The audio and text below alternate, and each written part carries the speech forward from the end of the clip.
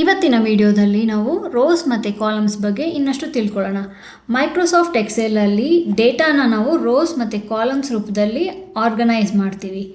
Rose ಅಂದರೆ horizontal line, ಅದನ್ನು ನಾವು ನಂಬರ್ಸ್ ಮೂಲಕ ಐಡೆಂಟಿಫೈ ಮಾಡ್ತೀವಿ.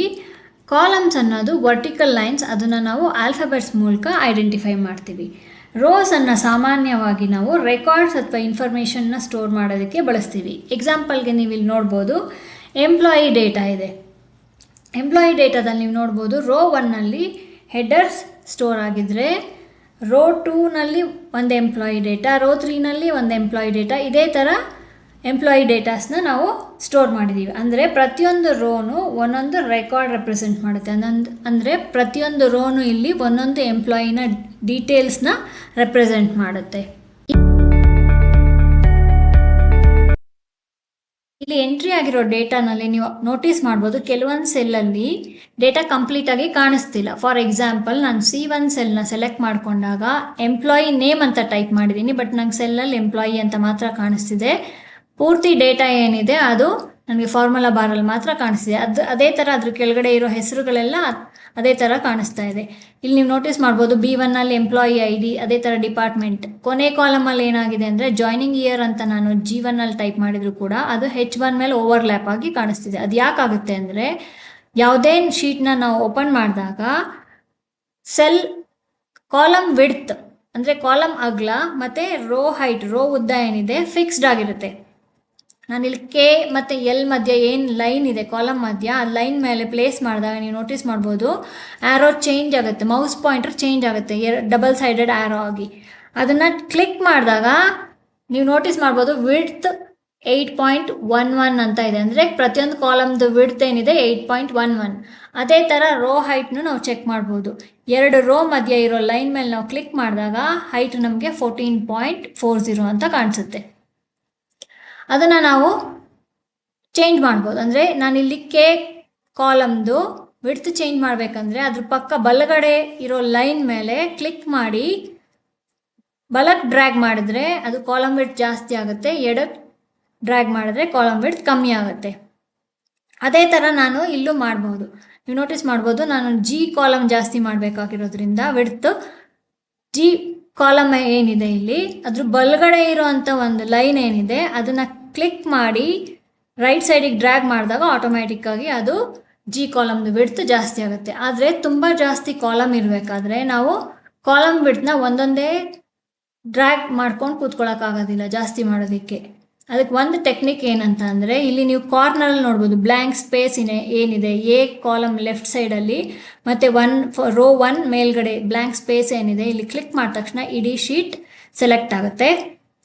ನಾನು ಆವಾಗ ಯಾವುದಾದ್ರೂ 2 ಕಾಲಮ್ ಮಧ್ಯ ಇರೋ ಲೈನ್ ಮೇಲೆ ಮೌಸ್ ಪ್ಲೇಸ್ ಮಾಡಿ ಡಬಲ್ ಕ್ಲಿಕ್ ಮಾಡಿದ ತಕ್ಷಣ ಆಟೋಮ್ಯಾಟಿಕ್ಕಾಗಿ ಕಾಲಮ್ ವಿಡ್ತ್ ಏನಿದೆ ಅದು ಆಟೋ ಫಿಟ್ ಆಗುತ್ತೆ. ಅದೇ ಥರ ನಾವು ರೋ ಹೈಟ್ ಕೂಡ ಚೇಂಜ್ ಮಾಡ್ಬೋದು. 2 ರೋ ಮಧ್ಯ ಇರೋ ಲೈನ್ ಮೇಲೆ ಮೌಸ್ನ ಪಾಯಿಂಟ್ ಮಾಡಿದಾಗ ಇಲ್ಲೂ ಕೂಡ ಮೌಸ್ ಪಾಯಿಂಟರ್ ಚೇಂಜ್ ಆಗುತ್ತೆ ಡಬಲ್ ಸೈಡೆಡ್ ಆ್ಯರೋ ಆಗಿ. ನಾವು ಅದನ್ನು ಕ್ಲಿಕ್ ಮಾಡಿ ಕೆಳಗಡೆಗೆ ಡ್ರ್ಯಾಗ್ ಮಾಡಿದಾಗ ರೋ ಹೈಟ್ ಜಾಸ್ತಿ ಆಗುತ್ತೆ. ಅದನ್ನು ಕ್ಲಿಕ್ ಮಾಡಿ ಮೇಲ್ಗಡೆಗೆ ಡ್ರ್ಯಾಗ್ ಮಾಡಿದಾಗ ರೋ ಹೈಟ್ ಕಮ್ಮಿ ಆಗುತ್ತೆ. ನಾವು ಕಂಪ್ಲೀಟಾಗಿ ಶೀಟಲ್ಲಿರೋ ರೋಸ್ನೆಲ್ಲ ನಾವು ಹೈಟ್ನ ಜಾಸ್ತಿ ಅಥವಾ ಕಮ್ಮಿ ಮಾಡಬೇಕಂತ ಅಂದರೆ ಒಂದೊಂದೇ ಮಾಡೋದಕ್ಕಾಗೋದಿಲ್ಲ. ಆವಾಗ ಇಡೀ ಶೀಟ್ನ ಸೆಲೆಕ್ಟ್ ಮಾಡಿಕೊಂಡು ಯಾವುದಾದ್ರೂ 2 ರೋ ಮಧ್ಯ ಇರೋ ಲೈನ್ನ ಕ್ಲಿಕ್ ಮಾಡಿ ನಾವು ಕೆಳಗಡೆಗೆ ಡ್ರ್ಯಾಗ್ ಮಾಡಿದಾಗ ಆಟೋಮ್ಯಾಟಿಕ್ಕಾಗಿ ನೀವು ನೋಟಿಸ್ ಮಾಡ್ಬೋದು ಪ್ರತಿಯೊಂದು ರೋದು ಕೂಡ ಹೈಟ್ ಚೇಂಜ್ ಆಯಿತು. ಇಲ್ಲಿರೋ ಡೇಟಾ ಸೆಟ್ಟಲ್ಲಿ ಮಧ್ಯದಲ್ಲಿ ನಾನು ಕಾಲಮ್ನ ಇನ್ಸರ್ಟ್ ಮಾಡಬೇಕು ಅಂತ ಅಂದರೆ ಫಸ್ಟು ಒಂದು ಕಾಲಮ್ನ ಸೆಲೆಕ್ಟ್ ಮಾಡ್ಕೋಬೇಕು. ಕಂಟ್ರೋಲ್ ಮತ್ತು ಪ್ಲಸ್ ಕೀನ ಪ್ರೆಸ್ ಮಾಡಿದ ತಕ್ಷಣ ಆಟೋಮ್ಯಾಟಿಕ್ಕಾಗಿ ಅದರ ಎಡಭಾಗಕ್ಕೆ ಒಂದು ಬ್ಲ್ಯಾಂಕ್ ಕಾಲಮ್ ಇನ್ಸರ್ಟ್ ಆಗುತ್ತೆ. ಇದು ಫಸ್ಟ್ ಮೆಥಡ್. ಆದರೆ ಸೆಕೆಂಡ್ ಮೆಥಡು, ಒಂದು ಕಾಲಮ್ನ ಸೆಲೆಕ್ಟ್ ಮಾಡ್ಕೊಳ್ಳಿ, ಅಲ್ಲಿ ರೈಟ್ ಕ್ಲಿಕ್ ಮಾಡಿ ಇಲ್ಲಿ ಮೆನುನಲ್ಲಿ ಏನು ಇನ್ಸರ್ಟ್ ಅಂತ ತೋರಿಸ್ತಾ ಇದೆ ಅದನ್ನು ಕ್ಲಿಕ್ ಮಾಡಿ ಆಟೋಮ್ಯಾಟಿಕ್ಕಾಗಿ ಅಲ್ಲೂ ಕೂಡ ಎಡಭಾಗಕ್ಕೆ ಒಂದು ಬ್ಲ್ಯಾಂಕ್ ಕಾಲಮ್ ಇನ್ಸರ್ಟ್ ಆಗುತ್ತೆ. ಅದೇ ಥರ ಡಿಲೀಟ್ ಮಾಡೋದಕ್ಕೂ ನಾವು ಯೂಸ್ ಮಾಡ್ಬೋದು. ಕಾಲಮ್ನ ಸೆಲೆಕ್ಟ್ ಮಾಡ್ಕೊಳ್ಳಿ, ಕಂಟ್ರೋಲ್ ಮತ್ತು ಮೈನಸ್ ಕೀ ಪ್ರೆಸ್ ಮಾಡಿದ ತಕ್ಷಣ ಆಟೋಮ್ಯಾಟಿಕ್ಕಾಗಿ ಆ ಕಾಲಮ್ ಡಿಲೀಟ್ ಆಗುತ್ತೆ. ಸೆಕೆಂಡ್ ಮೆಥಡ್, ಕಾಲಮ್ನ ಸೆಲೆಕ್ಟ್ ಮಾಡ್ಕೊಳ್ಳಿ, ರೈಟ್ ಕ್ಲಿಕ್ ಮಾಡಿ ಇಲ್ಲಿ ಡಿಲೀಟ್ ಅಂತ ಸೆಲೆಕ್ಟ್ ಮಾಡಿಕೊಂಡು ಕ್ಲಿಕ್ ಮಾಡಿದ ತಕ್ಷಣ ಆಟೋಮ್ಯಾಟಿಕ್ಕಾಗಿ ಆ ಕಾಲಮ್ ಡಿಲೀಟ್ ಆಗುತ್ತೆ. ಅದು ರೋಗೂ ಕೂಡ ಅಪ್ಲೈ ಆಗುತ್ತೆ.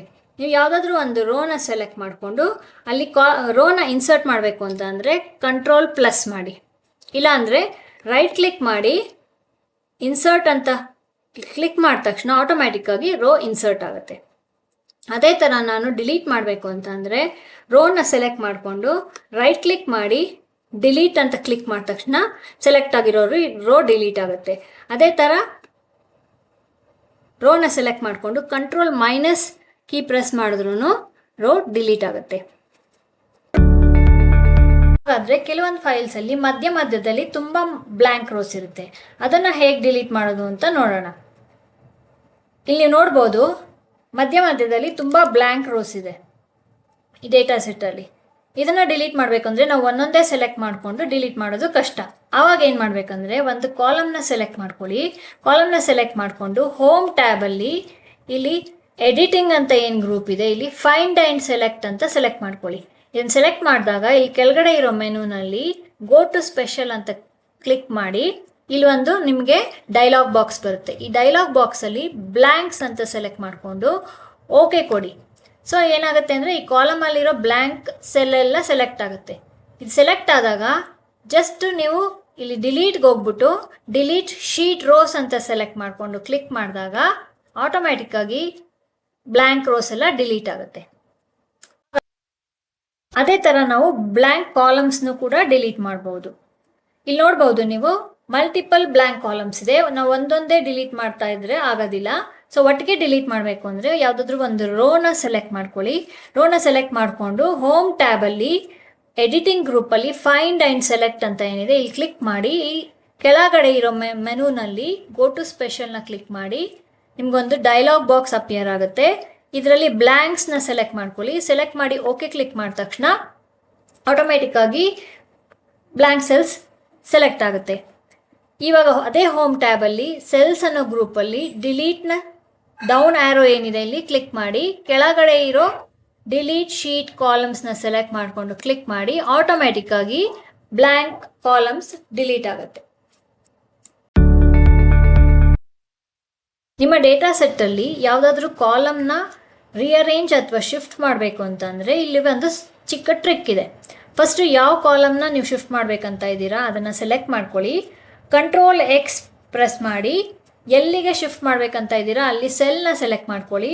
ಕಂಟ್ರೋಲ್-Shift=ನ ಪ್ರೆಸ್ ಮಾಡಿ ಆಟೋಮ್ಯಾಟಿಕ್ಕಾಗಿ ನಿಮ್ಮ ಕಾಲಮ್ ಶಿಫ್ಟ್ ಆಗುತ್ತೆ.